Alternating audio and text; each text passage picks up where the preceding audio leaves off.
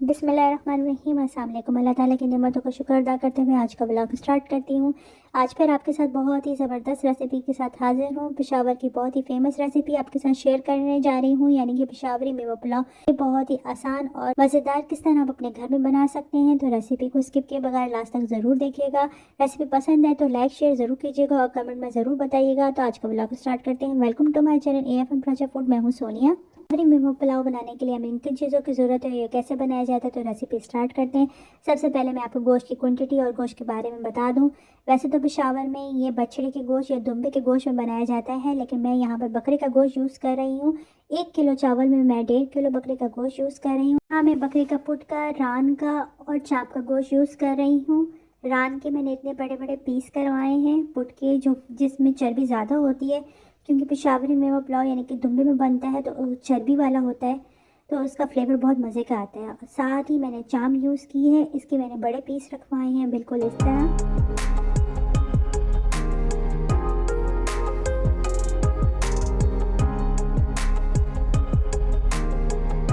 5 बड़ी प्याज लेंगे और उसको इस शेप पे कटिंग करके रख देंगे। 5 टेबल स्पून किशमिश लेंगे, इसमें आधा कप पानी डाल के 3 से 4 घंटे के लिए रख देंगे बिल्कुल इस तरह। 5 बड़ी गाजर लेंगे, इसको जूलियन शेप पे कटिंग करके रख देंगे बिल्कुल इस तरह। 2 अदद मोटी इलायची और 3 से 4 दालचीनी के टुकड़े, 10 से 12 काली मिर्चें, 3 से 4 लौंग, 2 खाने के चम्मच नमक, 2 खाने के चम्मच पिसा हुआ सूखा धनिया, 3 खाने के चम्मच कटे हुई हरी मिर्चें, 1 खाने के चम्मच कुटी हुई लाल मिर्च, 1 कप जमा हुआ घी। प्रेशर कुकर लेंगे, उसमें 1 चम्मच घी का डालेंगे, इसमें गोश्त ऐड करेंगे। दरमियानी आंच पे 20 मिनट गोश्त को फ्राई करूँगी ताकि इसका कलर चेंज हो जाए बिल्कुल इस तरह। मुसलसल इसमें चम्मच चलाते जाएंगे ताकि एक साइड से गोश्त फ्राई ज़्यादा ना हो जाए।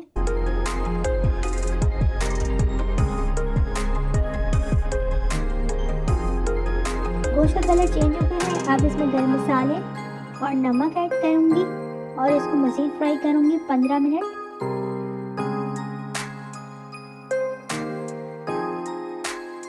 15 मिनट गुजर चुके हैं, गोश्त का कलर हल्का चेंज हो चुका है। अब इसमें सूखा धनिया डाल के इसको हल्की आंच पे 15 मिनट फ्राई करेंगे। सूखा धनिया डालने के बाद अगर इसको हमने तेज़ आंच पे फ्राई किया तो सूखा धनिया जल जाएगा, इसलिए इसको हल्की आंच में हमने फ्राई करते जाने हैं ताकि सूखा धनिया जले भी ना और गोश्त इस तरह फ्राई भी हो जाए। देखिए गोश्त का कलर बिल्कुल चेंज हो चुका है बिल्कुल इस तरह। अब इसमें 2 लीटर पानी ऐड करेंगे, साथ ही इसमें दड़ा मिर्ची ऐड करेंगे और इसको 20 मिनट दरमियानी आंच पे प्रेशर पर लगा देंगे। दूसरी तरफ एक बड़ी खुली देगची लेंगे, उसमें घी डालेंगे सारा। घी जब गर्म हो जाएगा तो उस पर प्याज ऐड करेंगे और इसको 15 मिनट हल्की आंच में पकाएंगे ताकि इसका कलर चेंज हो जाए। दूसरी तरफ 20 मिनट गुजर चुके हैं, गोश्त गलकर रेडी हो चुका है। यखनी में से मैंने गोश्त को अलग कर लिया है बिल्कुल इस तरह। यखनी और गोश्त को अलग कर लेंगे। दूसरी तरफ 15 मिनट गुजर चुके हैं, प्याज का कलर तकरीबन चेंज होने लगा है। अब मैं इसमें हरी मिर्चें, ज़ीरा 3 खाने के चम्मच डालूंगी और इसको फ्राई करूंगी। प्याज का कलर मज़ीद चेंज हो जाए। प्याज को ज़्यादा ब्राउन नहीं करना, लाइट ब्राउन करना है बिल्कुल इस तरह। जब प्याज लाइट ब्राउन हो जाएंगे तो इसमें मैं यखनी ऐड करूँगी गोश्त की बिल्कुल इस तरह।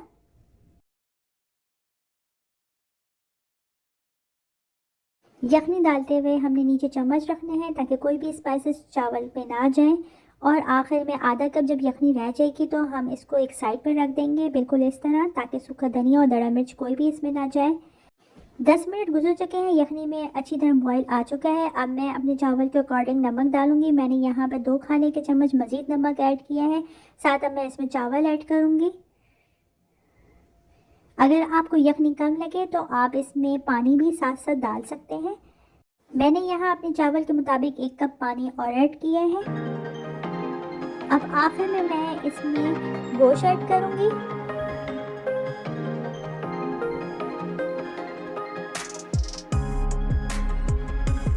गोश्त को हल्के हाथों से मिक्स करूँगी ताकि ये टूटे ना।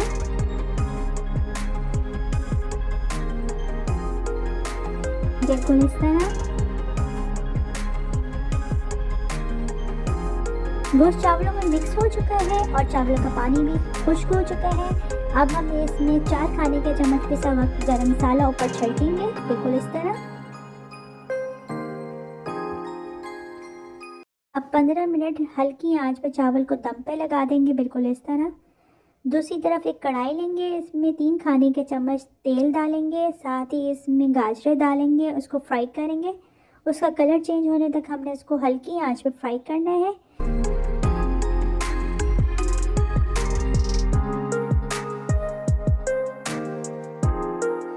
10 मिनट गुजर चुके हैं, गाजर का कलर चेंज होने लगा है। साथ इसमें मैं 1 खाने का चम्मच चीनी ऐड करूंगी, उसको मज़ीद फ्राई करूंगी।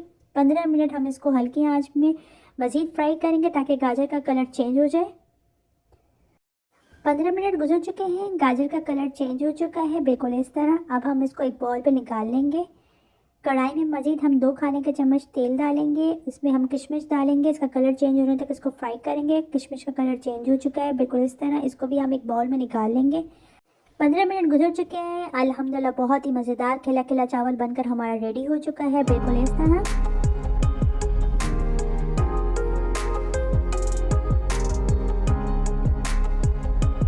अब हम चावलों को सर्विंग डिश पे निकाल लेंगे, इसके ऊपर किशमिश और गाजर की गार्निशिंग कर लेंगे, बिल्कुल इस तरह। अल्हम्दुलिल्लाह बहुत ही मज़ेदार पेशावरी मीठा पुलाव बनकर रेडी हो चुका है। तो फिर है ना, बहुत ही आसान और बहुत ही मज़ेदार रेसिपी पसंद है तो लाइक शेयर ज़रूर करें और कमेंट में ज़रूर बताइएगा कि आपको रेसिपी कैसी लगी। अपने फ्रेंड और फैमिली के साथ रेसिपी शेयर करना ना भूलिएगा। मेरे चैनल पर नए आने वाले से रिक्वेस्ट है, मेरे चैनल को सब्सक्राइब ज़रूर कर दीजिएगा।